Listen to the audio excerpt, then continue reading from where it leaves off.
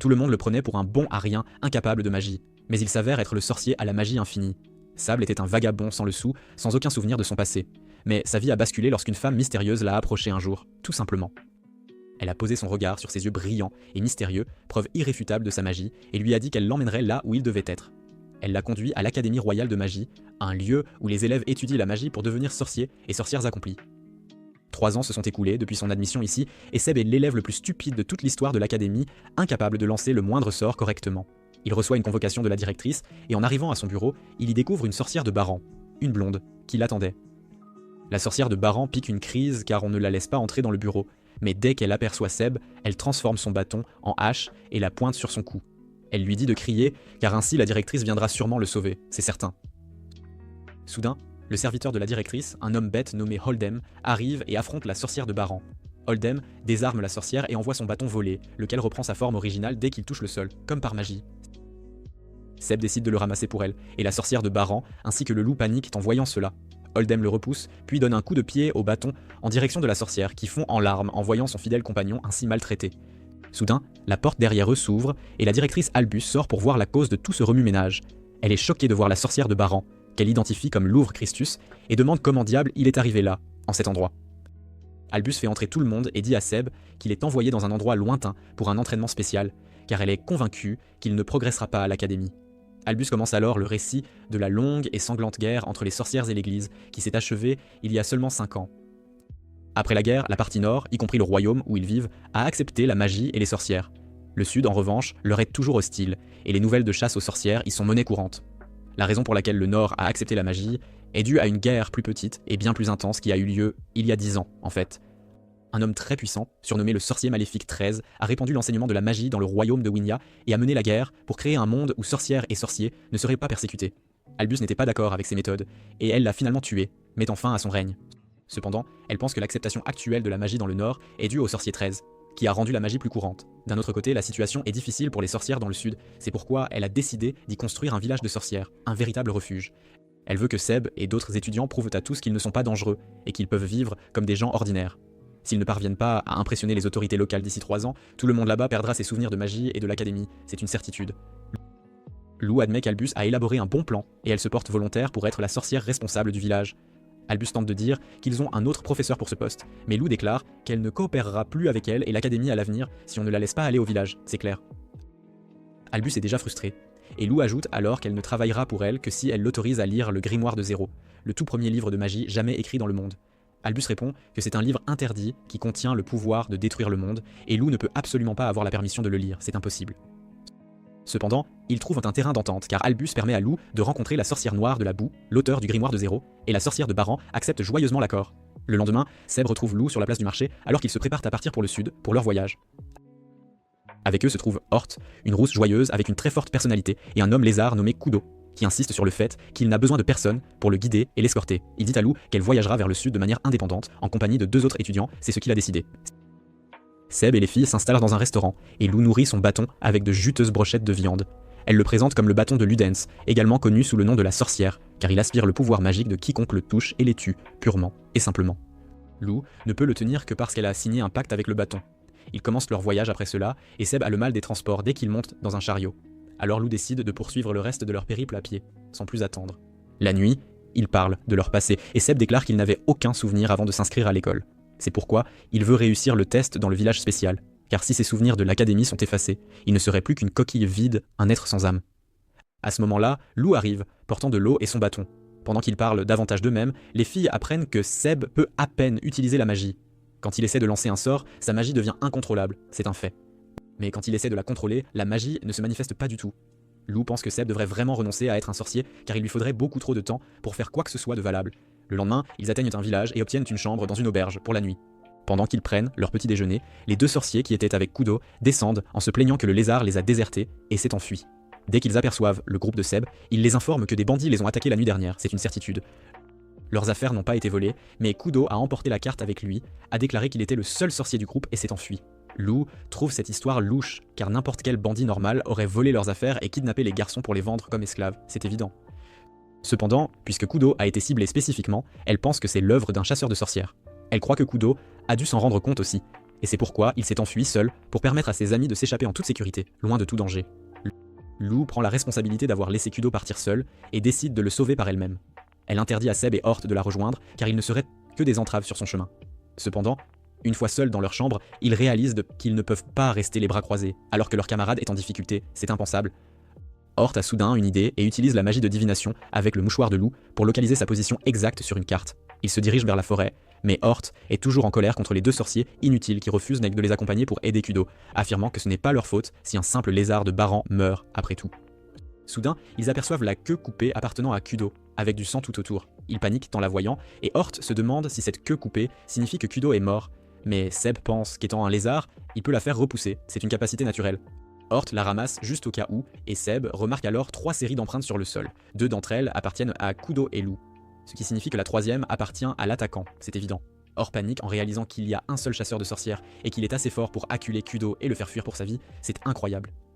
Elle tremble en se remémorant ce qu'elle a appris sur les chasseurs de sorcières professionnels qui étaient recrutés par l'église parmi les criminels condamnés à mort. Elle ne peut contrôler sa peur lorsqu'elle prononce le nom de la Dia Ignis, l'organisation des chasseurs de sorcières vicieux, une véritable terreur. Seb dit que la Dia Ignis a été dissoute après la guerre, mais Hort lui crie que même si l'organisation n'existe plus, cela ne signifie pas que les chasseurs ont pris leur retraite. Elle dit nerveusement qu'elle a déjà rencontré un membre de la Dia Ignis par le passé, une fois. Elle s'était rendue dans un village voisin pour retrouver son ami, mais tout ce qu'elle y a trouvé, c'était un tas de corps en flammes, et un homme féroce avec un marteau gigantesque se tenant devant eux. Elle était si terrifiée par le chasseur de sorcières qu'elle s'est enfuie en pleurant, même si son ami brûlait sur le bûcher, c'était horrible. Elle veut s'enfuir cette fois aussi, quand soudain, ils entendent un cri au loin et réalisent que c'est Kudo. Seb pense qu'il serait plus intelligent de s'enfuir, mais il décide ensuite d'aller aider leur ami, coûte que coûte. Il dit à Hort que c'est sa chance de prendre son courage à 2 mains et de ne pas répéter l'erreur de son passé, et elle décide de le suivre.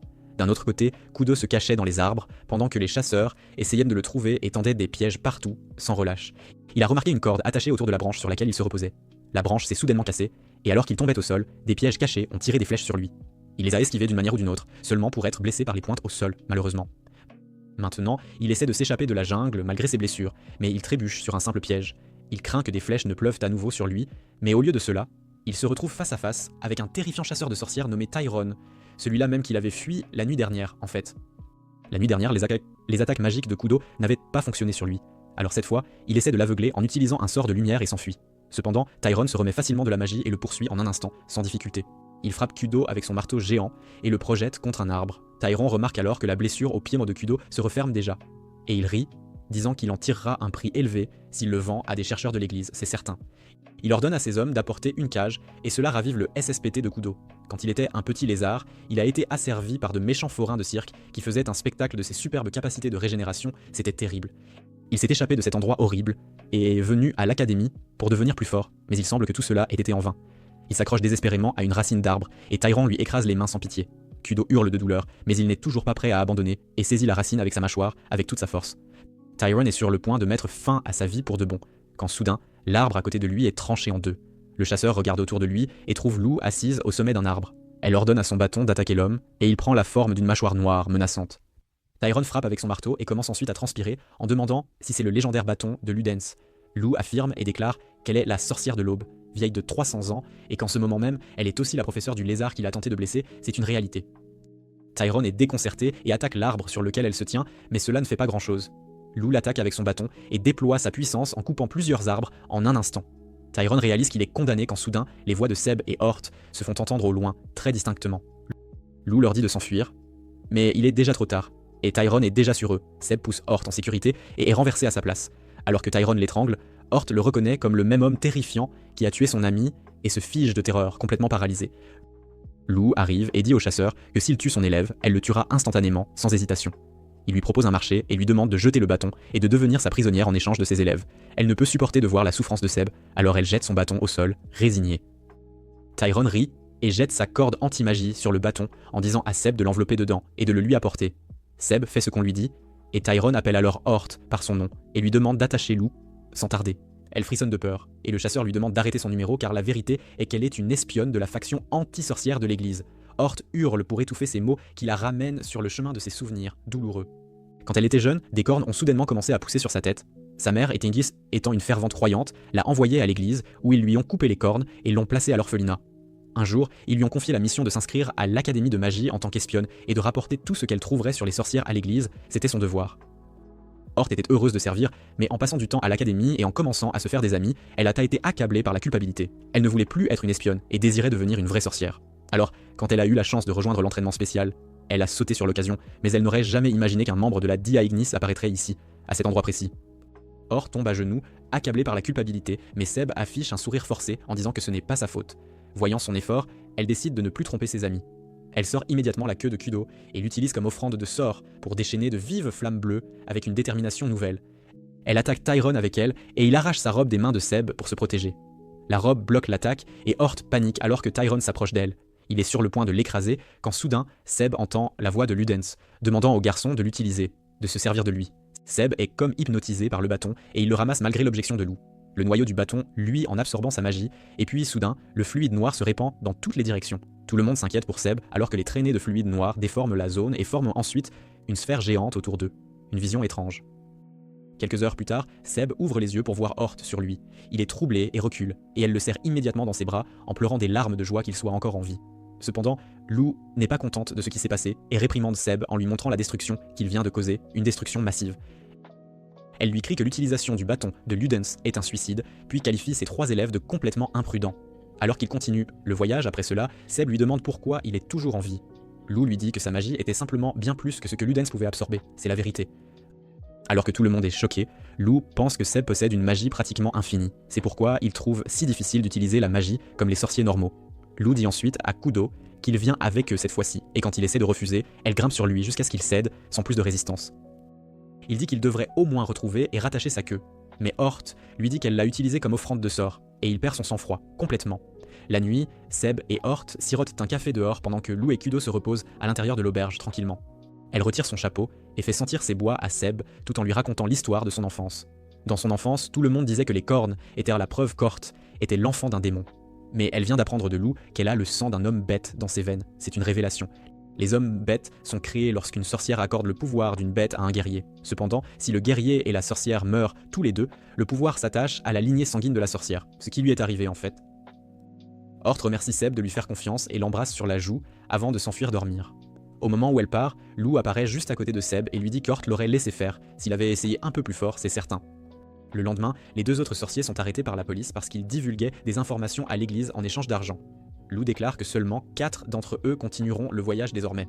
D'abord, elle veut que Kudo guérisse ses mains détruites en utilisant la magie de guérison, mais il dit que la magie de guérison utilise le plus de pouvoirs magiques et qu'il n'en a pas assez, malheureusement.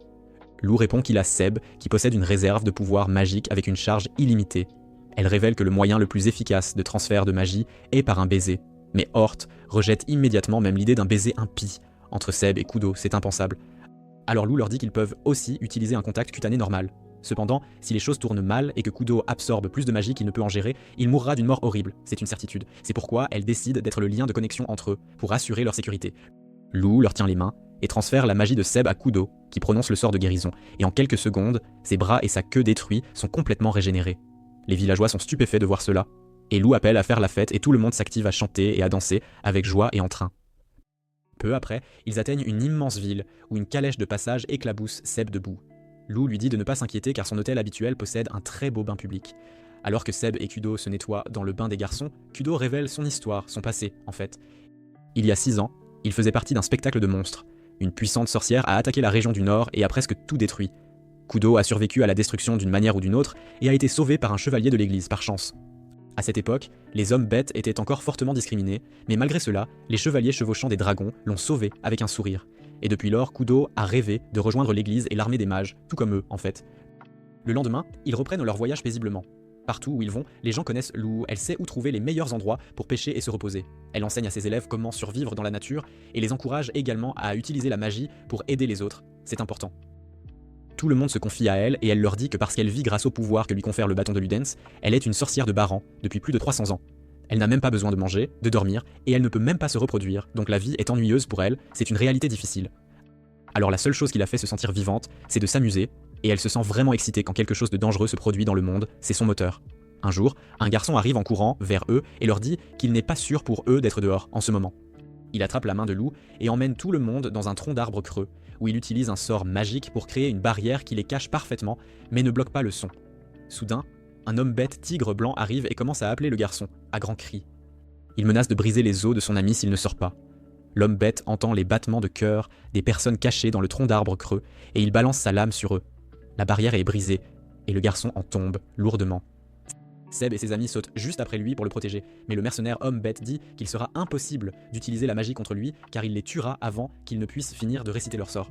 Soudain, il remarque quelqu'un derrière lui et se retourne pour trouver Lou qui se jette sur lui avec une attaque pleine de fureur.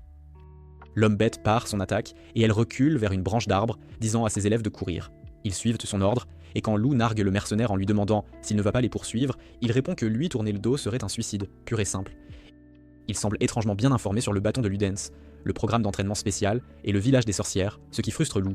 Le mercenaire se retire du combat car il sait qu'il ne peut pas gagner contre elle et lui dit de se diriger immédiatement vers le village car ses élèves pourraient être en danger, c'est une urgence. Au même moment, Seb, Hort et Kudo ont escorté le garçon en toute sécurité jusqu'à l'église du village où un prêtre aux yeux bandés nommé Dan les accueille. Le garçon dit à Dan que les 3 personnes l'ont sauvé et il leur demande s'ils sont des sorciers en fait. Seb est confus et demande comment il savait cela. Et le prêtre répond que tout le monde dans le village cible sait qu'ils vont être ici. Seb l'interroge ensuite sur l'homme bête tigre qui les a attaqués, et Dan dit que l'homme bête nommé Yoai est un mercenaire qui garde le village au nom d'une sorcière, et dit aux étudiants de fuir cet endroit car il est dangereux, très dangereux même. Il explique qu'il y a 2 ans, la sorcière postée ici par l'académie s'est soudainement rendue à une envahisseuse sans même combattre. La sorcière envahisseuse a pris le contrôle de la zone, et depuis lors, personne n'a pu s'opposer à elle, c'est un fait. Seb réalise soudain que 2 des étudiants du groupe spécial ont été arrêtés pour avoir dénoncé l'église. Hort était une espionne, Kudo est un homme bête, et Seb lui-même est le pire élève de toute l'académie. C'est une triste vérité. Il est convaincu qu'ils ont été envoyés ici pour se débarrasser d'eux de manière détournée, et ses amis paniquent en l'apprenant. Kudo suggère de contacter l'église de l'armée des mages, mais Dan l'informe qu'il se nomme toujours l'armée de l'église dans cette région, et que cela n'aidera en rien un village rempli de sorcières et de sorciers. Alors que tout le monde est plongé dans le doute, Lou fait soudainement son apparition. Elle demande à ses élèves de se méfier de ce prêtre à l'allure louche car il pourrait très bien être de mèche avec le mercenaire tigre.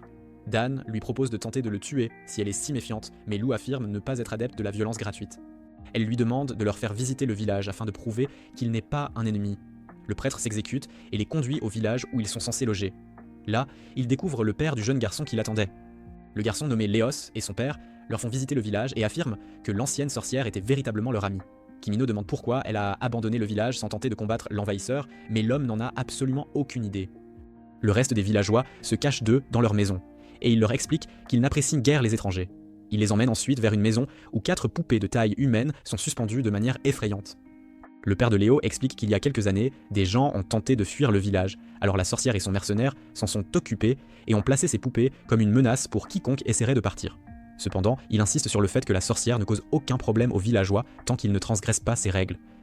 Ils entrent ensuite dans la maison délabrée, et alors que Lou finit de l'examiner, elle déclare qu'il devrait éliminer le contrôle de la sorcière dans la région. Hort suggère de retourner à l'académie pour obtenir l'aide de l'église et de l'armée des mages, mais Seb s'oppose à cette idée, car cela transformerait le village en un véritable champ de bataille. Ils souhaitent résoudre le problème par leurs propres moyens. Cependant, Kurdo le saisit par le col, lui disant qu'ils n'ont aucune chance de vaincre une sorcière capable de commander le redoutable mercenaire tigre. Il affirme que ce combat se terminera par leur mort, mais Seb écarte ses mains et déclare qu'en touchant le bâton de Luden, il a réalisé qu'il n'avait pas peur de mourir. Hort dit timidement que la simple pensée l'effraie, et Seb lui dit simplement de quitter le village avec Kudo afin que lui et Lou puissent se battre seuls. Les larmes aux yeux, Hort lui explique que ce qu'elle voulait dire, c'est que la pensée de la mort de Seb l'effrayait. Il ne peut pas comprendre ses paroles avec son quotient émotionnel à un seul chiffre, et Hort se met à pleurer en s'enfuyant. Seb tente de la rattraper pour s'excuser, mais Lou l'arrête car s'il s'excuse sans savoir ce qu'il a fait de mal, la jeune fille sera encore plus blessée. Kubito lui dit que Hort a été blessé parce qu'elle le considère comme un ami et ne veut pas qu'un ami meure en vain. Seb comprend un peu mieux maintenant, et il court la retrouver pour s'excuser. Pendant ce temps, Hort est à l'église, où elle rencontre une petite fille timide nommée Lily, qui tente de la réconforter. Soudain, le prêtre aux yeux bandés apparaît derrière eux et réprimande Lily, la faisant partir. Il demande ensuite à Hort la raison de sa venue ici, et après lui avoir raconté sa dispute avec Seb, elle tente de partir, mais remarque alors le symbole de Dia Anus sur la canne du prêtre. Elle panique en réalisant qu'il est un ennemi, et commence à reculer quand elle se retrouve soudainement ligotée par de solides cordes. Dan sort une faux cachée dans sa canne et la pointe vers le cou de Hort, lui disant de reprendre son rôle d'espionne pour la faction anti-sorcière si elle veut rester en vie. D'un autre côté, Seb retourne à la maison les mains vides. Il n'a trouvé aucune information sur Hort, alors Lou décide de suivre sa magie à la place. La recherche les mène à une grotte dans la forêt où ils aperçoivent du sang sur le sol, et Lou ressent les traces magiques de plusieurs personnes à l'intérieur de la grotte. Kudo veut battre en retraite car c'est un piège, mais Lou pense que si la sorcière de la région veut les accueillir, elle acceptera son invitation. Elle utilise son bâton pour détecter et désamorcer tous les pièges de la grotte, mais Kudo n'est toujours pas convaincu de se battre. Lou tente de le motiver en lui rappelant qu'il a l'intention de rejoindre l'armée de l'église et des mages qui ne craignent pas d'affronter des adversaires plus forts qu'eux. En fait, leur chef a autrefois vaincu et apprivoisé un dragon qui avait détruit tout son royaume. Elle demande à Kudo s'il veut lui ressembler ou s'il veut se retirer du combat, et il choisit la deuxième option. Il sort en courant de la grotte, mais il trouve Yohai, qui propose au lézard de le rejoindre à la place, car cela l'aidera à devenir plus fort. En réponse, Kudo interroge Yohai sur le sang dans la grotte et exige de savoir ce qu'il a fait de Hort. Yohai se contente de rire en disant qu'il a mangé la fille et qu'elle était plutôt juteuse. Cela met Kudo en fureur. Il devient rouge et bleu de rage et dit au tigre qu'il le tuera sans aucun doute. À l'intérieur de la grotte, Seb utilise la magie de la lumière pour illuminer l'endroit, mais il ne peut pas contrôler son pouvoir, et Lou est presque aveuglé par les éclairs. Il parvient finalement à maîtriser son sort, mais Lou ne cesse de le harceler pendant un long moment. Elle dit que n'importe quelle sorcière voudrait un apprenti comme lui, doté d'un pouvoir infini, et cela ramène soudainement à Seb des souvenirs oubliés. Il tombe à genoux en se les remémorant, mais se relève aussitôt. Lou lui dit qu'il peut faire demi-tour maintenant, car aller de l'avant sera dangereux pour lui, mais il est prêt à affronter les périls pour sauver son ami. Soudain, d'une porte au fond de la grotte, des tentacules jaillissent vers Seb et le saisissent. Lou tente de l'aider, mais son bâton lui est alors arraché. Dan arrive instantanément et projette Lou d'un coup de pied dans la pièce avec Seb. Alors que la porte se referme, il dit à Lou qu'elle aurait dû le tuer dès l'instant où elle l'a soupçonné. Seb se relève bientôt pour voir une autre sorcière devant lui. Elle dégage une douce lumière bleue tout autour d'elle, et d'un seul regard, Seb la reconnaît comme la sorcière qui l'a sauvée de sa vie solitaire. La sorcière l'appelle, disant qu'elle l'attend depuis très très longtemps. Seb lui demande avec empressement qui elle est, mais Lou se méfie de la nouvelle sorcière. La sorcière ne l'apprécie pas non plus, et d'un simple mouvement de doigt, elle l'envoie valser. Alors que Seb se précipite au secours de Lou, la sorcière lui dit qu'elle est déçue que son existence si particulière comme la sienne soit entourée d'idiots sans valeur. Elle jette soudainement le chapeau ensanglanté de quartz en avant, et Seb, bouleversé, demande ce qu'elle a y fait. La sorcière répond qu'elle a laissé son mercenaire tigre la dévorer, le dévastant encore plus. Elle affirme avoir fait de grands efforts pour le récupérer d'Albus, et cela incluait la prise de contrôle de ce village. Alors que Seb pense que c'est de sa faute, les souvenirs de son passé oublié lui reviennent une fois de plus.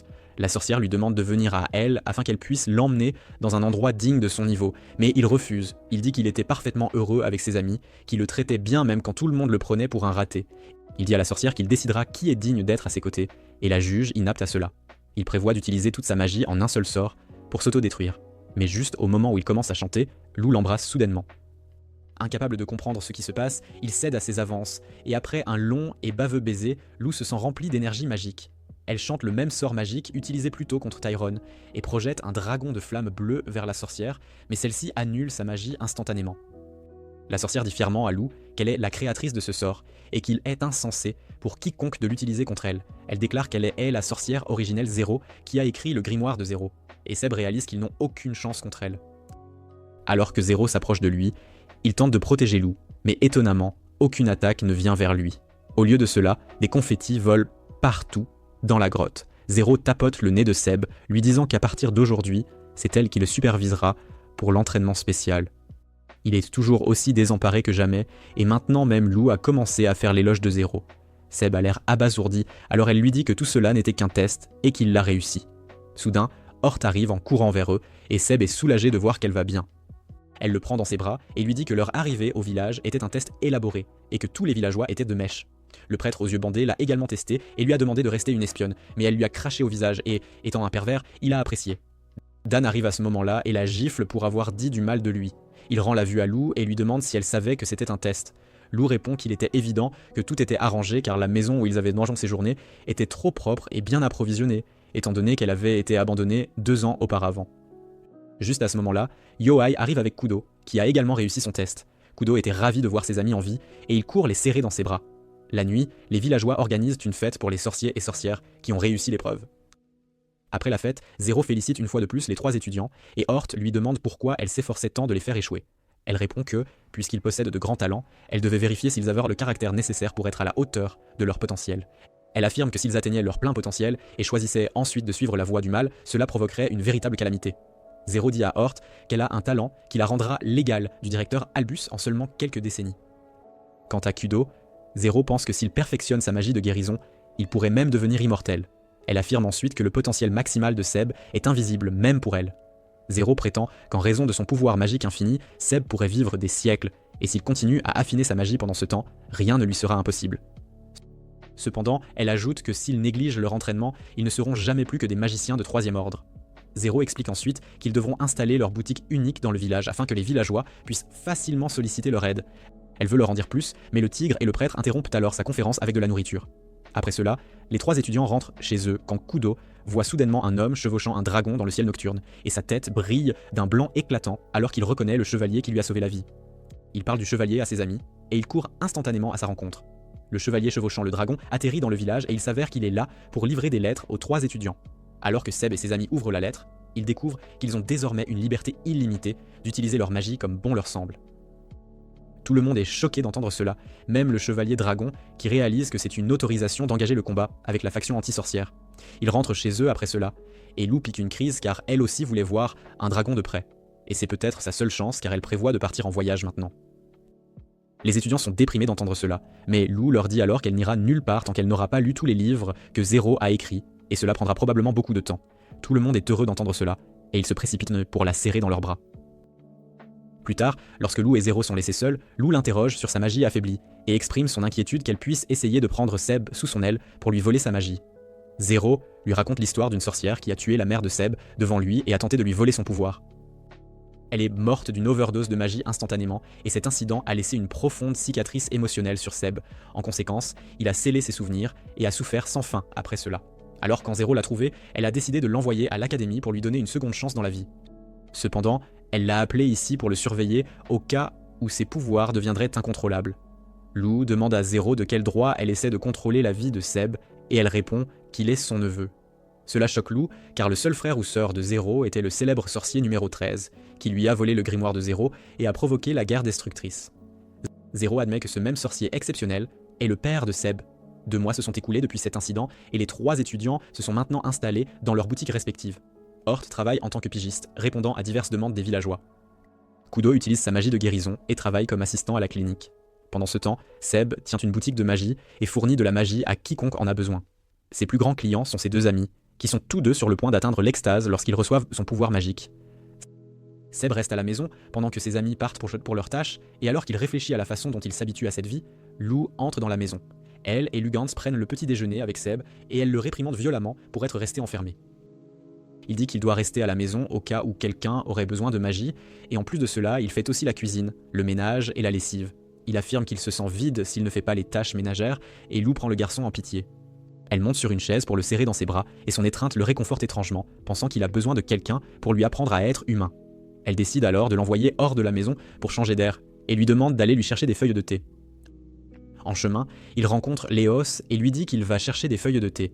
Le garçon affirme qu'il sait où poussent les feuilles de thé et conduit Seb dans la forêt. Seb hésite à s'enfoncer plus profondément dans la forêt sans protection, mais Léos s'enfuit seul. Seb le trouve finalement caché au sommet d'un arbre et lui demande de descendre. Léos s'excuse car il lui mentait juste pour avoir l'air cool, et maintenant, il a oublié le chemin du retour. Seb commence à le réconforter, puis une souris commence à ronger son pantalon.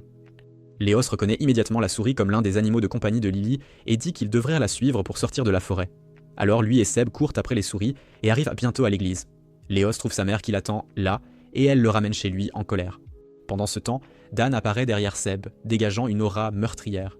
Il l'invite à entrer dans l'église et la jeune fille Lily le salue là-bas.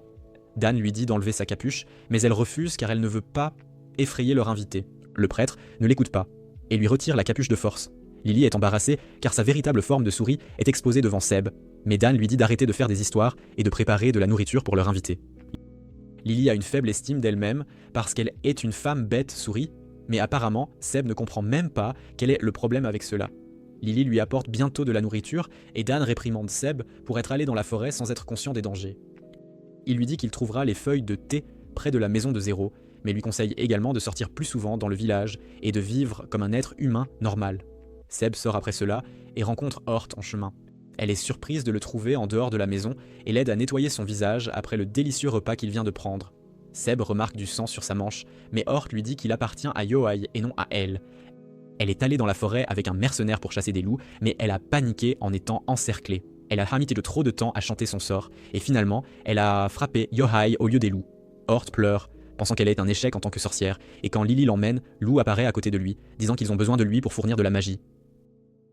Elle l'emmène chez Zéro, qui essaie d'arrêter l'hémorragie des mercenaires. Dès que Zéro voit son neveu Seb, elle l'embrasse à la manière de l'Alabama et absorbe suffisamment de magie de lui pour lancer un sort de guérison de haut niveau sur Yohai. Il se sent immédiatement mieux, et la première chose qu'il fait est d'exprimer sa jalousie envers le garçon. Seb demande ensuite à Zéro si Hort va être expulsé à cause de cet accident. Ni Zéro ni Yohai ne pensent qu'elle ait fait quelque chose qui la rende inapte à l'entraînement, et ils lui donneront plus de chance. Cela rappelle Léos à Seb, et il part le rencontrer pour lui donner une autre chance de jouer dans la forêt. Pendant ce temps, Zéro apprend que Lou a envoyé Seb faire une course inutile juste pour le faire sortir de la maison. Elle se plaint qu'elle n'aime pas qu'il reste enfermé dans la maison, mais Zéro et Yohai n'y voient aucun inconvénient. Ils veulent laisser le garçon faire ce qu'il veut, mais Lou pique une crise, affirmant qu'il est destiné à de plus grandes choses.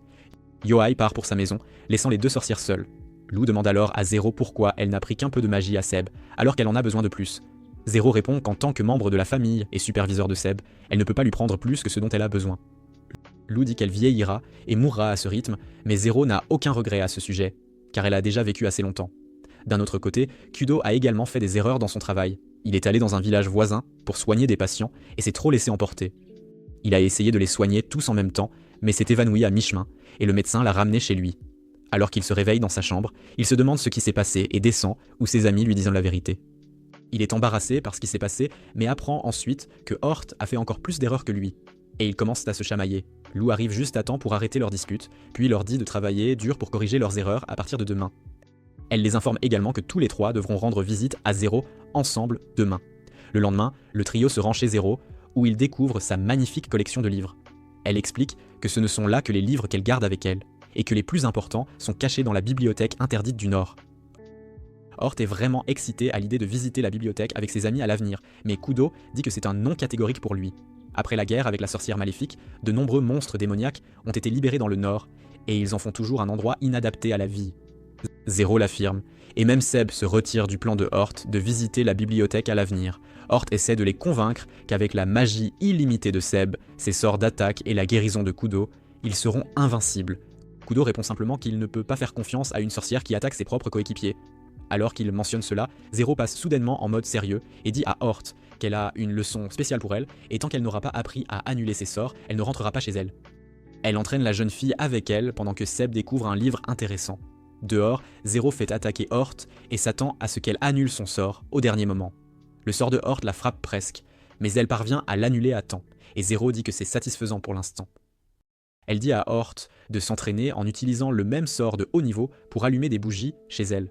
Hort se plaint qu'elle n'a pas assez de magie, alors Zéro utilise la même quantité de magie qu'elle, mais le résultat de son sort est bien plus grand. Zéro lui fait la leçon sur l'essai de nouvelles façons d'utiliser la magie quand soudain elle s'effondre à cause de l'épuisement magique. Les étudiants courent immédiatement à ses côtés, et Seb essaie de transférer de la magie en se tenant la main. Cela ne fonctionne pas. Alors il suggère un baiser comme hier, mais Zéro dit que ce n'est pas nécessaire. Elle se lève, titubant encore de faiblesse, et affirme qu'un bon repas l'aidera à se rétablir en un rien de temps. Elle s'effondre une fois de plus, mais Seb la rattrape, et cela rappelle à Zéro son frère, le sorcier 13. Il l'emmène dans sa chambre et essaie de partager de la magie avec elle à nouveau, mais cela ne fonctionne pas. Seb est confus, mais Zéro lui dit que si elle le voulait, elle pourrait lui vider sa magie. Cependant, son attention se porte soudainement sur ses yeux, qui sont une réplique exacte des siens. Seb lui demande si elle connaît sa mère par hasard. Zéro le nie, mais affirme avoir connu son père. Seb n'avait jamais imaginé avoir un père avant ça, mais avant qu'il ne puisse interroger Zéro à ce sujet, elle lui montre le livre qu'il a emprunté à la bibliothèque. Seb explique l'avoir pris pour l'aider à cueillir des herbes médicinales, et Zéro lui dit qu'il aura du mal à le déchiffrer à cause de l'écriture illisible. Il répond simplement que sa propre écriture est assez similaire, et qu'il peut la comprendre plutôt bien. Zéro révèle que le père de Seb est l'auteur du livre. Elle affirme qu'il était un génie inégalé, et que des secrets pourraient y être cachés, que seul Seb peut déchiffrer. Juste à ce moment, Yohei arrive en courant, avec de la nourriture, et remercie Seb de tenir compagnie à Zéro. Il s'excuse de ne pas pouvoir lui fournir de magie, et Zéro décide de lui dire quelque chose d'important. Elle lui explique que la raison pour laquelle lui et ses amis sont ici est de devenir des utilisateurs de magie, mais s'il ne veut pas être un sorcier et préfère rester un simple fournisseur, il n'a aucun rôle à jouer ici. Peu après, Seb et Laos entrent dans la forêt, et bien qu'il soit d'abord étourdi, il retrouve vite son calme et cueille des herbes utiles grâce au livre. Ils aperçoivent une carcasse de cerf avant d'atteindre un parterre de fleurs rouges, la principale herbe qu'ils doivent récolter. Tandis que Léos célèbre leur découverte, Seb ressent une présence sinistre autour de lui. Il regarde et trouve une masse musculaire palpitante, d'où dépassent des pointes. Il dit à Léos de se baisser, mais il est trop tard, et la masse palpitante projette les pointes vers l'extérieur avec une grande force. Seb ne subit que quelques coupures, mais en se retournant, il découvre que Léos a été empalé par une pointe. Seb panique en voyant le garçon gravement blessé. Il veut le soigner, mais n'ayant jamais réussi de sort de guérison, il décide de l'emmener immédiatement au village. Seb boite en courant, portant Laos, qui commence à perdre connaissance à cause de la douleur. Alors que Laos s'évanouit, Seb se maudit de ne pas avoir pratiqué la magie de guérison. Il supplie qu'on l'aide, quand soudain, il entend la voix de Lou. Seb lève les yeux et découvre que Lou communique avec lui grâce à un oiseau fait de magie. Elle lui dit de continuer d'avancer, car Zéro est en route vers la forêt, et s'il se dépêche, il peut encore sauver le garçon. Seb se lève et marche vers le village, priant à chaque pas d'arriver à temps. Soudain, Zéro et son mercenaire arrivent. Seb s'excuse de n'avoir pu soigner le garçon, mais Yohai lui dit qu'il s'est débrouillé plutôt bien tout seul. Juste à ce moment, Lou arrive et Zéro lui demande de partager un peu de son sang avec le garçon pour lui sauver la vie. Lou se coupe le poignet et en laisse jaillir une fontaine rouge, puis Zéro utilise son pouvoir de guérison pour sauver Lios. Peu après, ils atteignent la clinique de l'hôpital. Lou s'est évanoui à cause de la perte de sang, tandis que Zéro s'est évanoui pour avoir trop utilisé sa magie. Kubinov les a soignés pour l'instant, et il dit à Seb d'arrêter de pleurer, mais ses larmes semblent incontrôlables à ce stade. Il raconte à Tou le monstre étrange qu'il a combattu plus tôt, et Lou dit que c'est l'un des monstres démoniaques que les démons ont créés pour tourmenter les humains. L'étrange créature se déguise en proie, puis attaque sa cible avec des pointes suceuses de sang qui se transforment en nouveaux monstres après un certain temps. Zéro pense que le monstre démoniaque ne devrait se trouver qu'au nord, et s'il y en a un si loin au sud, il a dû être amené ici exprès.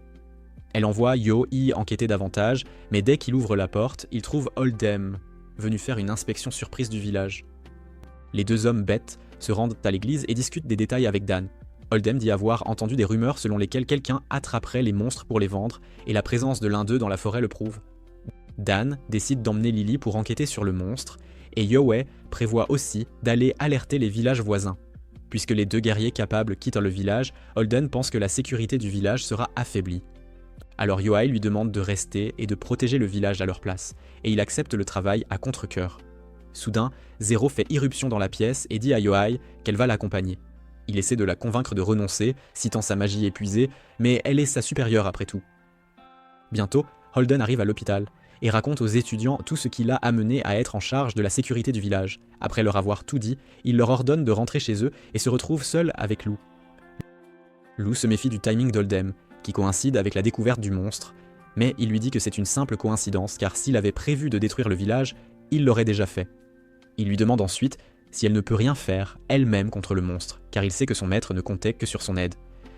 Lou se souvient de Serena, la maîtresse de Holden, qui était sa chère amie. Serena est morte en protégeant des gens, et Lou était sûre qu'elle lui demanderait de sauver le village, qui était son projet de rêve. Elle décide d'accepter la mission, mais demande à Holden quelle serait sa compensation. Il répond qu'il va supplier et implorer Albus de la laisser accéder au grimoire de Zéro, et Lou accepte l'offre avec joie. Pendant ce temps, Seb dit à ses amis qu'aujourd'hui, il a appris qu'il doit travailler dur pour devenir un sorcier, et c'est pourquoi il a besoin qu'ils lui apprennent à lancer des sorts en échange de recharger leur magie. Kubito et Hort n'ont aucune objection, et Hort lui demande même de recharger sa magie avec un baiser un jour, mais, étant un bonnet, il ne comprend pas ce qu'elle veut, et rejette sa demande. Juste à ce moment, Holden arrive, et Hort dit qu'elle va le conduire à l'auberge où il pourra se reposer. Il essaie de faire le malin, et dit qu'il n'ira pas à l'auberge avec la fille, car la population du village pourrait augmenter, et les 3 étudiants prévoient de déposer une plainte auprès du directeur concernant le comportement de sa servante. Soudain, le père de Léo arrive et emmène Seb pour une discussion privée. Il sait que ce n'est pas la faute de Seb si Léos a été blessé et qu'il lui a même sauvé la vie, mais malgré cela, le père ne veut plus qu'il fréquente son fils. Alors que Seb est laissé seul, quelqu'un l'attaque par derrière. C'est le même chasseur de sorcières, Tyrone, qu'ils ont combattu plus tôt dans la forêt. Il étrangle Seb et l'assomme. Le visage de Seb est voiguisant à ligoter dans un sac et il est jeté dans une calèche lancée à vive allure, où il entend la voix d'une femme lui demander combien de temps il va encore cacher son pouvoir. Soudain, ses souvenirs prémonitoires lui reviennent. Seb voit sa mère le cacher dans un endroit sûr et le prévenir de ne jamais approcher une sorcière qui a des yeux comme les siens, car elle lui prendra tout. Elle l'enferme en sécurité, mais soudain, une explosion secoue la maison. Une sorcière avide de pouvoir entre par le trou dans le mur et dit à Seb de sortir de sa cachette s'il ne veut pas que sa mère meure. Seb sort de la chambre secrète, mais la sorcière tue quand même sa mère sans pitié sous ses yeux. Seb est dévasté par cela, et la sorcière l'attrape pour lui voler son pouvoir. Elle insère sa main dans sa poitrine et saisit son cœur, laissant son pouvoir affluer en elle. Cependant, avant qu'elle ne puisse la retirer, Seb lui attrape la main et la surcharge de magie. La sorcière maléfique retire sa main d'une manière ou d'une autre, mais il est déjà trop tard, et elle connaît une mort horrible, en fondant vivante. Seb hurle en revoyant ses souvenirs, mais Tyrone retire alors son masque et le gifle pour le faire taire. Il ricane, disant qu'il a reçu l'ordre de le prendre vivant cette fois, donc il ne peut pas lui faire trop de mal. Soudain, ils entendent quelqu'un s'approcher et découvrent que ce sont Hort et Kudo, qui arrivent en charrette vers eux malgré le fait qu'ils ne savent pas contrôler les chevaux. Ils sautent de la charrette avant qu'elle ne s'écrase et s'arrêtent juste devant Seb, kidnappé. Ils paniquent non en voyant Tyrone ici, mais Kuda réalise qu'ils doivent le combattre pour sauver Seb. Il coupe sa queue et la tend à Hort, dégoûté, qui l'utilise comme offrande de sort et déchaîne de puissantes flammes bleues sur Tyron. Elle le fait sans incantation, et il n'a pas le temps de bloquer son attaque. De plus, le contrôle de Quartz s'est amélioré, et elle brûle les cordes qui lient Seb sans le blesser. Tyrone se prépare à les combattre, mais Seb lui attrape soudain le bras, lui disant de ne pas bouger ou il mourra instantanément. D'autre part, Lou est dans la forêt pour nettoyer le monstre démoniaque. Elle met son bâton au travail, et il se répand immédiatement dans toutes les directions. Elle récupère tous les fragments du monstre avant de les engloutir. Lou est satisfaite que le travail soit bien fait, mais elle tombe alors sur un homme tout enflé, parce qu'il a été piqué par des abeilles sauvages. Elle le ramène au village, où elle trouve Holden, inconscient. Elle le réveille et lui demande ce qu'il fait là, et il se souvient soudain qu'un homme est venu l'informer que Seb avait été kidnappé. Horde et Kudo voulaient l'aider immédiatement, et quand il a essayé de les arrêter, il s'est soudainement endormi comme si quelqu'un lui avait jeté un sort. Holden panique à l'idée que les étudiants soient en danger à ce rythme, mais Lou lui dit d'arrêter de surréagir. Elle sait que c'est lui qui est derrière l'enlèvement, car ce doit être le plan du directeur de créer un incident dans le village et de voir si les étudiants peuvent y faire face ou non. Holden est d'accord avec elle, mais lui dit ensuite que le problème est qu'il a engagé le redoutable chasseur de sorcières pour ce travail. De retour dans la forêt, Tyrone donne un coup de tête à Seb et le fait tomber au sol, se moquant de ses paroles confiantes d'avant. Il écrase les mains de Seb avec son marteau, puis assomme aussi ses amis, disant qu'ils sont encore trop naïfs pour menacer de tuer quelqu'un. Il regarde ensuite Seb et pense que, puisque ce niveau de dégâts peut être réparé par la magie, son employeur s'en accommodera. Puis, de nulle part, sa main tenant le marteau est à couper net, et Tyrone est ligoté de toutes parts par des cordes tranchantes. Il réalise que c'est l'œuvre du prêtre aux yeux bandés, mais il est sûr qu'ils l'ont vu quitter le village plus tôt. Dan sort de sa cachette et dit qu'il est revenu, parce que les souris de Lily l'ont alerté qu'un nuisible était entré dans le village. Il coupe toutes les lanternes à proximité, puis, alors que la lune est couverte par les nuages, il fait assez sombre pour qu'il retire son cache-œil, qui dissimule ses yeux terriblement sensibles. Dan a les yeux d'un sorcier, et il coupe les deux jambes de Tyrone, disant que cela devrait aller, car il peut être réparé par la magie. Tyrone abandonne, et bientôt Zero et Yohai arrivent car ils sentent que Dan va transformer l'attaquant en chair à pâté tout seul. Bientôt, Lou et Holdom arrivent. Holdom est surpris que Tyrone ait éliminé les 3 étudiants seuls, puis Zero lui demande quelle est sa relation avec le criminel. Holdom se mouille le pantalon et se cache derrière Lou, tandis que Zero lui dit que sa vie dépend de sa réponse. Tout le monde se rend au donjon sous l'église, et Holdem dit que Tyrone avait pour tâche de ramener un étudiant vivant du village s'il voulait être libéré de son casier judiciaire. Lou réalise que cette fois, la capacité du village à protéger les étudiants est jugée. Alors que tout le monde blâme Holden pour son incompétence, Zero pense que ce test a exposé la faible défense du village. Yoi et Dan pensent que cette situation n'est survenue que parce qu'ils ont dû faire face à un monstre, et que leur village manque de puissance de combat. Yohai croit qu'ils peuvent très bien protéger leur village, mais quand ils essaient de couvrir d'autres villages, cela devient un problème. Zero sait qu'ils ne peuvent pas abandonner les autres villages, ou la réputation de leur village de sorcières en pâtira. Au milieu de la confusion, Holdem lui donne une idée et dit à Zero d'utiliser Tyrone si elle veut une puissance de combat supplémentaire. Tyrone dit que cela ne faisait pas partie de l'accord, mais Holdem lui dit qu'il a déjà échoué à l'accord, et s'il veut vivre, il doit faire ce qu'il dit. Zero accepte cette suggestion, mais le lendemain, quand elle en parle aux étudiants, Horace s'y oppose de toutes ses forces. Elle croit que Tyrone pourrait les trahir à tout moment, et qu'il devrait être exécuté. Zero lui dit que c'est bien si elle veut se venger, mais qu'elle ne fera que perpétuer un cycle de haine entre les sorcières et les gens ordinaires. Elle explique que Tyrone a commis de nombreux péchés, mais qu'on lui donne la chance de les expier en protégeant le village. Hort dit que Tyrone a tué beaucoup d'innocents, mais Dan lui répond que lorsqu'il travaillait pour l'église, il tuait aussi quiconque on lui ordonnait, peu importe qui ils étaient. Lou ajoute que son bâton a aussi pris la vie de nombreuses sorcières, et cela signifie qu'elles devraient aussi être exécutées. Cour crie que ce n'est pas comme ça, et après avoir été pressée de toutes parts, elle décide d'annuler son appel à l'exécution de Tyrone. Au lieu de cela, elle veut qu'il vive sous la surveillance constante de Yoi et décide de le surveiller quand il travaille dehors. Le lendemain, Holden quitte le village et propose à Lou de l'accompagner à la bibliothèque interdite du Nord. Elle refuse son offre, disant qu'en ce moment, elle est plus intéressée par le développement de ses étudiants que par le grimoire de Zéro. Elle rentre chez elle avec cela et trouve Seb disant à Hort que ses souvenirs sont revenus. Il explique que ce sont de terribles souvenirs et qu'il n'a pas l'impression de les avoir rappelés naturellement. Seb dit qu'il ne se sent toujours pas comme une personne normale, même avec les souvenirs, car il ne comprend pas les émotions humaines. Il révèle que Lou lui a dit que Hort était amoureuse de lui, et la jeune fille rougit d'embarras. Seb, cependant, ne comprend pas ce que l'on ressent en aimant quelqu'un, et il veut désespérément le savoir. Hort dit que l'on a l'impression que la personne aimée est spéciale, et Seb lui dit qu'elle est spéciale pour lui aussi. Elle répond que cela ne signifie pas qu'il l'aime et décide de lui donner d'autres indices. Alors que Seb y réfléchit, il se souvient de ses moments avec Lou, et dit qu'il l'aime peut-être plus en fait. Hort a le cœur brisé, mais elle dit quand même à Seb de compter sur elle s'il a besoin de conseils amoureux. Après cela, elle lui demande de recharger sa magie, mais alors que Seb est sur le point de le faire, le souvenir de la sorcière fondant d'une overdose de magie surgit dans son esprit. Il tressaille et dit à Hort qu'il ne peut pas lui donner de magie, puis s'enfuit pour voir Zéro. Il est anxieux en entrant chez elle, mais se calme vite en s'asseyant pour le thé. Seb lui dit que ses souvenirs sont revenus sans raison, mais Zéro croit que c'était parce que sa vie était en danger. Elle est soulagée qu'il ne soit pas trop ébranlé par ses souvenirs difficiles, et affirme que c'est parce qu'il n'est plus une coquille vide. Elle réconforte Seb, lui disant qu'il doit affronter ses souvenirs difficiles et les vaincre s'il veut devenir assez fort pour protéger tout le monde. Seb lui dit ensuite que sa mère lui avait dit de rester loin d'une sorcière ayant les mêmes yeux que les siens. Zéro sourit, et ses yeux brillent alors qu'elle révèle les secrets derrière leurs yeux similaires. Elle dit à Seb que son père, le sorcier 13, était son frère, et qu'ils ont tous deux hérité de ses yeux de leur père. Seb est surpris d'entendre cela, et ses yeux brillent en résonance avec ceux de sa tante. Zéro lui dit que 13 était sa seule famille, et qu'il aurait tout fait pour elle, et la naissance de Seb y est aussi liée. Elle révèle que sa magie s'épuisait rapidement, alors 13 a trouvé la mère de Seb et a eu un enfant avec elle, car leurs gènes combinés donneraient naissance à un sorcier avec une magie illimitée. Il avait prévu d'offrir ce pouvoir à Zéro, mais la mère de Seb en a eu vent et s'est enfuie avec son fils. Zéro dit que la douleur qu'il a ressentie était à cause d'elle, mais Seb dit que ce n'était pas sa faute. Il la crédite même d'être la raison de sa naissance, et Zéro rit, disant qu'il a hérité des meilleures qualités de 13. Seb dit qu'il veut en savoir plus sur son père, et Zéro dit qu'il était profondément rationnel, ce qui l'a conduit à déclencher la guerre pour un monde gouverné par les sorcières. Après avoir appris cela, Seb dit à Zéro que ce matin, il a hésité à fournir de la magie à Hort parce qu'il craignait qu'elle ne meure. Il affirme qu'il veut continuer à être son fournisseur de magie, et c'est pourquoi il est venu demander de l'aide à Zéro, car même s'il lui donne un peu de magie supplémentaire, elle ne mourra pas. Elle sourit et tend ses deux mains vers Seb, lui disant qu'ils vont pratiquer la circulation de la magie pour améliorer son contrôle.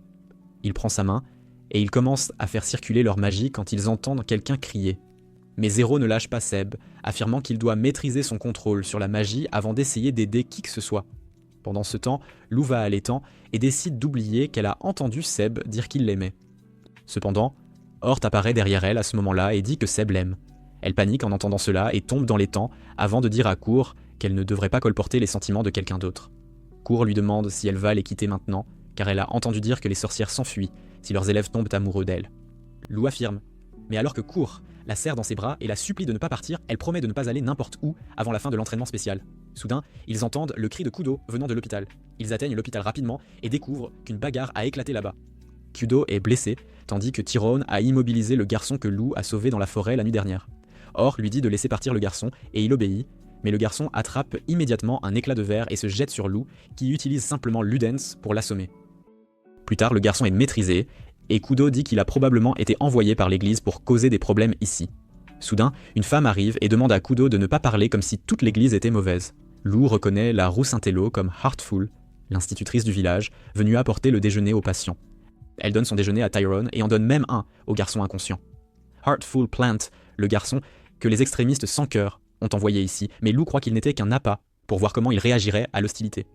Pendant que Kudo, Lou et Hort discutent de la façon de gérer le garçon, Heartful s'approche de Tyrone et essaie de lui apprendre les bonnes manières à table. Il ne s'en soucie pas, car les seules manières dont il a besoin sont celles de tuer ses cibles.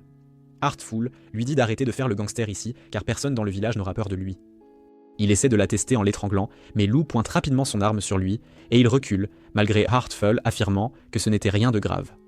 Shigen se porte volontaire pour faire visiter le village à Tyrone, et peu après leur départ, Yohei arrive.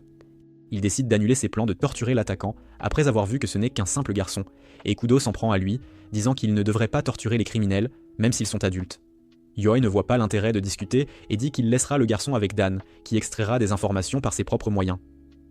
Hort dit que le prêtre peut vraiment utiliser la torture verbale, mais alors quelque chose arrive en volant vers elle, et elle le bloque au dernier moment. C'était lancé par Dan, qui n'est pas content qu'elle ait encore une fois mal parlé derrière son dos.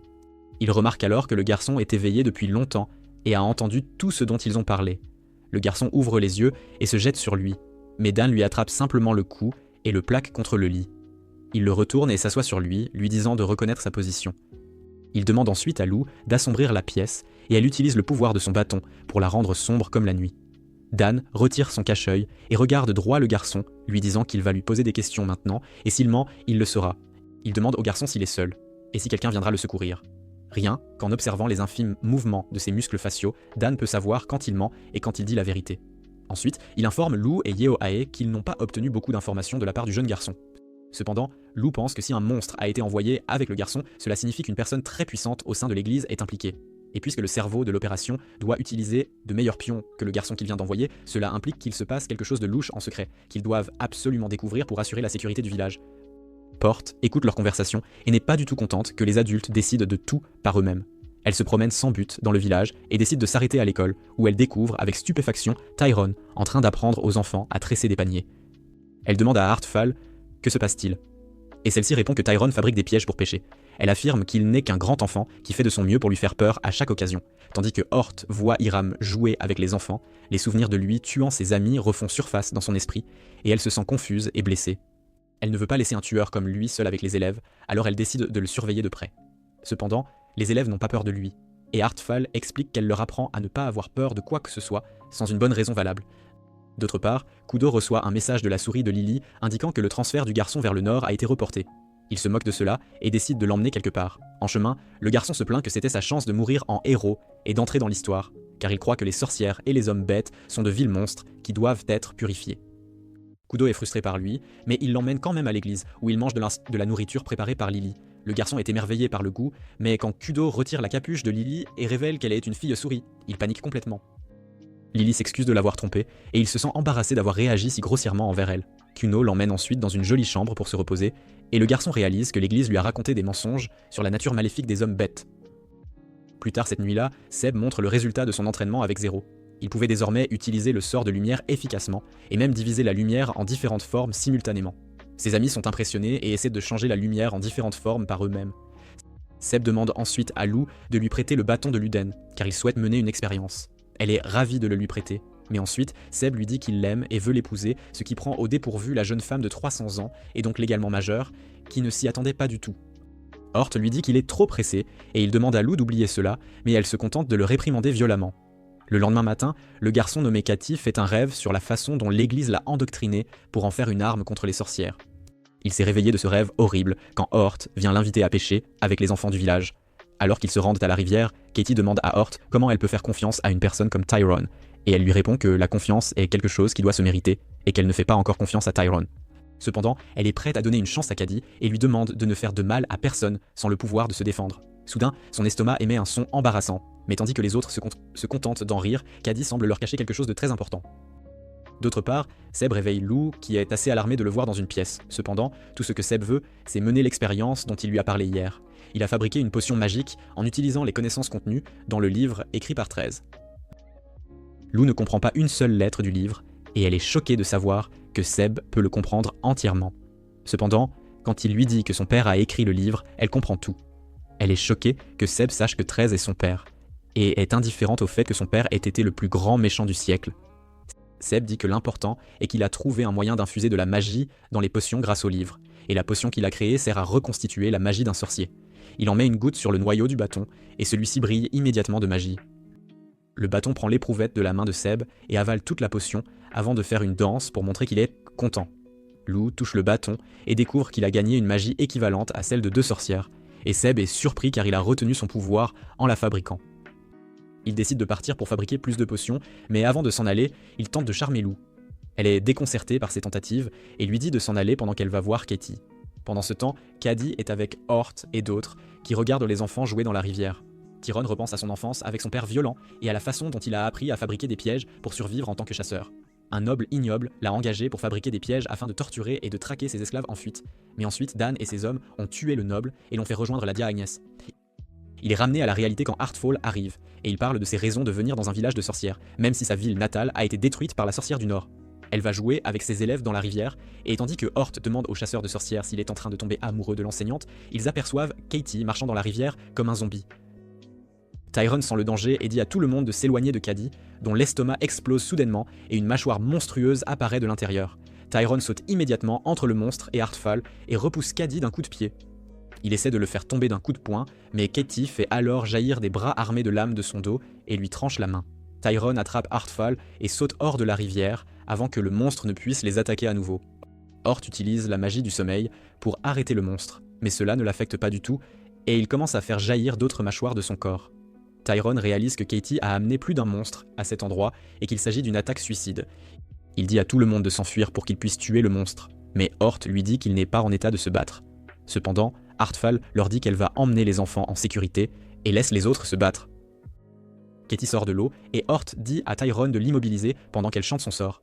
Alors il tient les griffes de Katie et essaie de garder ses distances avec lui.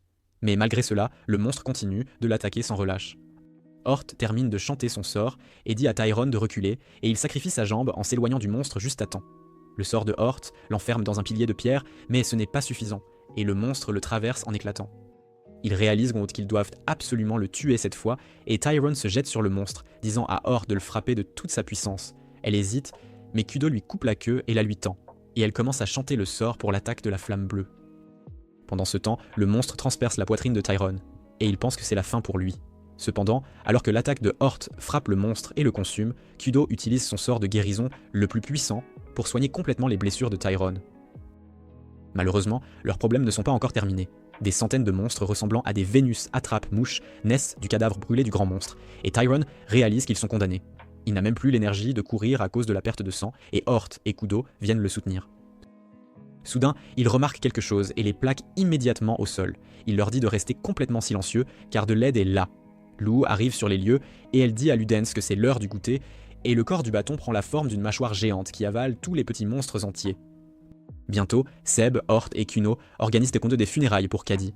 Soudain, ils voient un dragon voler au-dessus du village et se précipitent immédiatement pour rencontrer le chevalier chevauchant le dragon. Il les informe qu'ils ont été convoqués à l'académie sans délai, car ce village peut devenir un champ de bataille à tout moment. Ils se dirigent immédiatement vers Zero pour chercher une explication. Kudo et Hort disent donc qu'ils ont besoin de toute l'aide possible si le village doit devenir une zone de guerre, mais Zero leur dit que s'ils ne suivent pas les instructions de retourner à l'académie, il sera expulsé. Seb déclare qu'il aimerait abandonner dans ce cas, afin de pouvoir aider dans la guerre. Il sait qu'étant sorcières et sorciers, ils ne peuvent pas passer à l'offensive même s'ils sont attaqués, donc la seule façon de se battre est d'utiliser des pièges. Seb dit qu'il posera des pièges qui capturent les gens sans les tuer et mettront rapidement fin à la guerre. Zero lui demande comment il fera cela, et il lui montre la potion magique qu'il a fabriquée. Elle est surprise de la voir et lui dit que s'il peut mettre fin à la guerre plus tôt grâce à la potion, elle lui permettra d'obtenir son diplôme immédiatement, au lieu de l'expulser. Lou fait irruption dans la pièce au même moment et déclare que ce sera une excellente occasion de faire passer l'examen de fin d'études aux élèves. Zero lui dit que c'est une affaire qui concerne l'académie et non elle, mais Lou se plaint que s'il renvoie les élèves, elle partira aussi. Cependant, elle veut rester et protéger le village, alors elle fait une crise de colère et supplie Zero de laisser tout le monde rester ici pour se battre. Zero accepte d'en parler à Albus et Lou se met immédiatement à rire en prévision de cette guerre divertissante. Zero envoie un message avec de nouveaux détails à Albus et celle-ci est impressionnée par l'idée de gagner la guerre sans aucune victime. De plus, elle veut utiliser cette guerre pour humilier la faction anti-sorcière devant le monde entier. Elle envoie Oldom au commandant de l'armée de l'église et des mages pour obtenir des troupes et informe également ses alliés de soutenir le village dans la guerre. De retour au village, Hort teste la potion magique de Seb et juste une goutte recharge sa magie d'une quantité significative. Elle lui demande comment il l'a faite et Seb lui dit, ainsi qu'à Kudo, qu'il a trouvé la recette dans un livre écrit par son père. Ils sont choqués d'apprendre que le père de Seb était aussi un sorcier, mais quand il leur dit qu'il était le sorcier maléfique 13, ils sont encore plus stupéfaits. D'autre part, Hartfall appelle Tyrone à son cours parce que les élèves veulent le remercier de les avoir protégés hier. Il est laissé sans voix par cela, et Hartfall lui fourre un cookie dans la bouche parce qu'il semble être perdu dans ses pensées. Après avoir fini de faire la fête avec les enfants, les deux adultes sont laissés seuls. Hartfall essaie de se rapprocher du chasseur de sorcières car elle est consciente qu'il l'aime bien, mais il décide de s'éloigner d'elle, croyant qu'il n'est pas fait pour l'amour. Il se rend à l'auberge où il trouve Cour en train de manger. Elle le taquine sur sa relation avec Hartfall avant d'aborder le sujet principal. Elle explique que Seb prévoit de poser des pièges et de terminer la guerre rapidement, et la capacité de Tyrone sera la plus importante dans son plan. Cour affirme que personnellement, elle ne soutient pas qu'il soit si important pour leur plan, mais voyant comment il a risqué sa vie pour sauver d'autres personnes plus tôt, elle est prête à lui donner plus de chance. Elle le laisse avec cela, mais ces mots frappent Tyrone durement, et il est déchiré entre la culpabilité de ses actions passées et la crainte de l'avenir. Le lendemain, Tyrone laisse les villageois installer des pièges et renforcer leur défense, tandis que Zero et les 3 élèves trouvent le meilleur moyen d'arrêter leurs ennemis. Lou et Yohai les observent de loin, et il dit que si leurs ennemis sont forts, les pièges deviendront inutiles, et ils devront se battre pour tuer. Dan arrive à ce moment-là, et dit que les forces ennemies comprennent environ 10 000 personnes, mais ce sont tous de pauvres fermiers et paysans. La faction anti-sorcière veut forcer les sorcières à les tuer afin qu'elles apparaissent comme des méchantes. Soudain, Lily arrive en courant pour demander à Yohai de l'aider à préparer la nourriture. Dan lui dit que lorsque les villageois évacueront en sécurité ce soir, elle devrait partir avec eux, et elle refuse. Elle affirme qu'elle restera ici et protégera Dan, ce qui émeut Lou, et elle commence à câliner la fille souris. Lou et Yohai pensent tous deux que Dan a des relations avec Lily chaque nuit, mais il les gifle simplement pour avoir dit des bêtises. Lily et Yohai partent pour la cuisine, tandis que Lou montre à Dan l'échantillon d'un monstre qui se trouvait dans l'estomac de Katie. Elle croit que le monstre continuerait à se multiplier jusqu'à détruire le continent entier, mais Dan pense que la faction anti-sorcière a dû trouver un moyen de le détruire avant de le libérer. Cependant, même les plus hauts fonctionnaires de l'église ne le savent pas, et Lou réalise que celui qui détient la connaissance de comment arrêter les monstres est le véritable cerveau. Plus tard ce soir-là, tout le monde se rassemble pour réfléchir à leur plan. Puisqu'ils ont encore de nombreux points faibles, Seb s'approche de Zero et lui dit de prendre toute la magie dont elle a besoin de lui. Il affirme que puisqu'elle a la responsabilité d'apporter la paix entre les sorcières et les roturiers du Sud, elle doit faire tout ce qui est nécessaire. Zero accepte ses paroles et lui prend la main, lui disant que la quantité de magie qu'il donne dépend de lui. Seb la remplit de sa magie et Zero est stupéfaite car c'est bien plus que ce qu'elle attendait. Elle lâche sa main avant qu'il ne puisse la surcharger, et même après l'avoir complètement chargée, Seb sent que sa magie n'est épuisée que d'un petit pourcentage. Zero dit qu'elle est fière de son pouvoir magique sans fond et lui confère le titre de sorcier des abysses. Ses amis le félicitent pour cela, mais Zero leur dit ensuite que si l'un d'entre eux échoue dans cette guerre, tous les 3 seront expulsés. Pendant ce temps, Lou est partie en reconnaissance des forces ennemies et elle découvre qu'elles sont plus fortes que la description originale. Non seulement elles sont bien équipées, mais elles ont des hommes bêtes avec elles, et même un monstre possédé par un démon. Elle pense que la bataille sera assez divertissante maintenant. Bientôt, l'armée arrive dans la forêt près du village. Soudain, ils sont attaqués par d'énormes races d'immuneries sauvages sous le commandement de Lily, et ils décident de changer leur itinéraire. Cependant, la route qu'ils ont prise était pleine de pièges, et juste au moment où l'un des pièges a été activé, des cordes tranchantes ont coupé les bras et les jambes de tous les soldats de la zone. Tout le monde commence à crier de douleur quand soudain, une pluie verte commence à tomber du ciel et guérit tous les soldats blessés d'un seul coup. Ils repoussent leurs bras et leurs jambes avant de lire les messages sur les arbres voisins qui demandaient simplement aux soldats s'ils avaient été effrayés par leur farce. À un autre endroit, le chevalier marche sur des pièges qui les mettent en feu, mais malgré la sensation de brûlure pendant quelques secondes, aucun d'eux n'est blessé. Cependant, ils perdent leurs armures et leurs vêtements, et leur commandant réalise que les sorcières leur montrent de la miséricorde en agissant ainsi. Il ordonne immédiatement à ses hommes de battre en retraite, mais les mercenaires hommes bêtes menés par le taureau possédé par un démon continuent d'avancer. Zero reçoit une mise à jour sur le champ de bataille et dit aux élèves que toutes les troupes humaines se sont retirées du champ de bataille après avoir rencontré les pièges. Les élèves célèbrent les bonnes nouvelles, mais Zero leur dit que les hommes bêtes et le mercenaire possédé par un démon continuent d'avancer. Seb demande si les démons possédés sont forts, et Zero explique qu'ils sont des versions supérieures des hommes bêtes, qui peuvent utiliser certains types de magie à l'infini sans incantation. Dan et Yohai débattent pour savoir qui va achever le démon possédé, quand soudain, ils reçoivent un message indiquant que Lily est en difficulté et court à la sauver. Lily a été capturée vivante par le taureau démoniaque et ses troupes. Il dit qu'ils l'emmèneront au village et la mangeront devant ses amis pour les terroriser, et alors qu'un renard en rit, il est soudainement découpé en morceaux par les cordes de Dan. Lily se libère du filet et regarde ensuite tous les mercenaires hommes-bêtes être proprement découpés par les cordes du prêtre. Le taureau démoniaque la ramasse et décide de la manger immédiatement, quand Dan se jette sur lui avec sa faux lumineuse et lui coupe le bras. Lily se cache derrière lui et le taureau démoniaque remarque que son bras coupé ne se régénère pas malgré ses pouvoirs. Dan lui dit qu'il a le pouvoir d'un sorcier ainsi que d'un prêtre, donc la blessure ne se régénérera de toute façon pas. Le taureau démoniaque arrache simplement la partie restante de son bras et la laisse se régénérer en un instant. Juste à ce moment-là, Yo-Ai arrive, coupant chaque mercenaire homme-bête sur son passage et répandant du sang partout. Cependant, le taureau démoniaque utilise son pouvoir sur ses amis morts et les répare immédiatement et les fait se relever. Ils se sont tous transformés en zombies sans esprit. Alors Dan dit à Lily de se cacher pendant qu'ils se battent. Yo-Ai s'approprie le taureau démoniaque et laisse tous les autres ennemis à Dan, et ils commencent leur déchaînement. Pendant ce temps, le reste des hommes bêtes a atteint le village, mais beaucoup d'entre eux tombent dans des pièges et sont empalés à mort par des pointes cachées. Tyron se moque d'eux pour être tombés dans des pièges si simples, et les mercenaires Guillaume le traite de traître pour avoir abandonné l'église. Soudain, ils sont touchés par des flèches magiques tirées par Hort. Le chef des mercenaires ordonne à ses hommes de tuer les 3 sorciers, mais Tyrone saute pour les affronter et commence à les frapper à gauche, à droite et au centre. Les mercenaires se dispersent pour l'éviter, mais Zero arrive alors sur les lieux pour guider ses élèves. Suivant son commandement, ils font pleuvoir des flèches magiques sur les mercenaires, qui se mettent à l'abri derrière tout ce qu'ils peuvent trouver pour se protéger. Or est déçu qu'il ne les ait pas touchés, mais Zero lui dit d'improviser sa stratégie, car elle fait face à des guerriers expérimentés. 3 mercenaires se précipitent vers eux, et Tyrone lance une potion magique spéciale qui fait pousser des vignes robustes pour les capturer. Seuls 2 d'entre eux sont capturés, et le 3e arrive juste à côté de Seb et de ses amis. Il essaie de les attaquer, mais Seb lui tient simplement la main et la fait fondre en surchargeant son corps de magie. Hort décide que c'est son tour ensuite, et elle fait soudainement pleuvoir du feu du ciel et frappe tous les mercenaires instantanément. Elle est fière d'avoir maîtrisé le sort de feu pour le lancer sans incantation et toucher de nombreuses cibles à la fois, mais craint d'en avoir trop fait et d'avoir tué des gens. Kudo saute sur le champ de bataille et soigne les mercenaires gravement blessés, ce qui déroute ceux qui sont encore debout. Soudain, ils entendent un fort grondement et voient Yo-Ai pousser le taureau démoniaque vers le village avec son épée plantée dans son corps.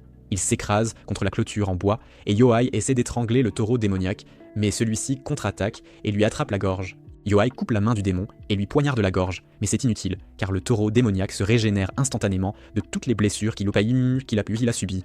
Yo-Ai n'a d'autre choix que de demander de l'aide à Zero, et elle lui dit de sortir de la frontière du village sur son ordre. Il lui dit qu'elle n'a pas besoin d'aller aussi loin en repoussant le taureau démoniaque d'un coup de poing, mais Zero a déjà commencé à chanter un sort magique très puissant. Son pouvoir crée un portail vert dans le ciel, et elle dit à Yo-Ai de reculer instantanément. Il tranche le taureau démoniaque en 2 avant de battre en retraite, et tandis que le taureau se soigne, des zombies émergent du sol et commencent à s'accrocher à lui. Au moment où il est complètement guéri, il se retrouve entouré d'une armée entière de zombies qui commencent à lui arracher des morceaux de chair en grimpant sur lui. Le taureau démoniaque est réduit à l'état d'ossement en quelques minutes, et Seb et ses amis ne peuvent que fixer la scène avec horreur. Zero annule son sort avec cela et dit à ses élèves que des sorts comme celui-ci sont la raison pour laquelle les sorciers puissants qui suivent la voie du mal peuvent être si destructeurs. La guerre est terminée, et les mercenaires hommes-bêtes se retirent également. Albus et ses amis observent la scène de loin, et ils avaient même convoqué les 7 grands évêques de l'église pour en être les témoins. Albus confie à son ami qu'elle a découvert l'identité du véritable cerveau derrière tout cela, mais qu'elle a besoin de preuves concrètes avant de le démasquer publiquement. Soudain, une immense nuée de lézards dionnées apparaît dans la forêt, et la panique s'empare de tous. Albus protège les dignitaires tandis que tous les sorciers lancent un sort de flammes bleues en direction de ces minuscules monstres. Les flammes bleues sont totalement inefficaces, et les monstres bondissent hors du feu pour attaquer tous ceux qui se trouvent sur leur chemin. Les 7 évêques, accompagnés d'Albus et de son ami, atteignent la sécurité d'une colline. L'un d'eux, l'évêque Preur de Mer, leur dit à tous de rester près de lui, car de cette façon, il pourra les protéger des monstres. Il affirme posséder une protection contre ces monstres, mais il ne l'a pas utilisée plus tôt, car il pensait que les sorcières seraient incapables de les arrêter. Il nargue Albus, lui disant qu'elle et la sorcière du village ont échoué lamentablement, et qu'elles ne sont donc plus d'aucune utilité. Cependant, Albus le confronte et révèle qu'une protection contre les monstres démoniaques ne peut être obtenue que si l'on connaît le véritable nom du démon qui a créé ces créatures. Elle demande à Idéamer comment il a appris le nom de ce démon, et il bredouille, ce qui amène tous les évêques à se méfier de lui. Soudain, les monstres lézards se précipitent vers lui, ignorant tous les autres, et même lorsqu'il leur montre le sort de protection, ils ne le quittent pas. Idéamer se demande ce qui se passe quand tout à coup, les monstres fondent en un liquide noir qui retourne directement au bâton de loup. Elle demande à Idéamer s'il a eu peur de sa petite farce, et il remarque que toutes les personnes qui ont été attaquées à l'instant sont parfaitement indemnes, car les monstres étaient faux. Lou dit à l'évêque corrompu que malgré ses mauvaises actions, elle ne le tuera pas. Elle sort alors un œuf de monstre lézard de son bâton et dit à Idéamer de le manger, exactement comme il l'a fait manger à Caddy. Il la supplie de l'épargner, mais au moment où il ouvre la bouche, Lou lui enfonce l'œuf à l'intérieur et le lui fait avaler avant de déclarer qu'elle lui a pardonné à présent. Peu de temps après, des rumeurs concernant la guerre se répandent partout dans le sud. Les gens se moquent de la faction anti-sorcière, qui n'a pas réussi à soumettre un seul village malgré une armée de 10 000 hommes. Ils maudissent également Idima pour avoir amené des monstres dans le sud et mis tout le monde en danger. Albus rappelle ses 3 étudiants à l'académie et leur remet leur diplôme pour leur excellente performance durant la guerre. Ils sont trop stupéfaits par cette nouvelle soudaine et pensent qu'il s'agit d'un autre test de la part du directeur, et Albus panique à l'idée que ses étudiants ne lui fassent plus confiance. Hort lui demande si elle va les aider à trouver du travail maintenant, et Albus répond qu'elle a des emplois parfaits qui les attendent. Leur nouveau travail consiste à voyager jusqu'à la bibliothèque interdite du Nord et à recueillir des informations sur le monstre démoniaque. Après cela, le trio retourne au village pour rassembler leurs affaires, et Zéro dit à Seb de prendre le livre écrit par 13 et lui souhaite la meilleure des chances pour son avenir. Ils font ensuite leurs adieux au reste de leurs amis, puis partent pour leur voyage aventureux dans un chariot tiré par le dragon blanc.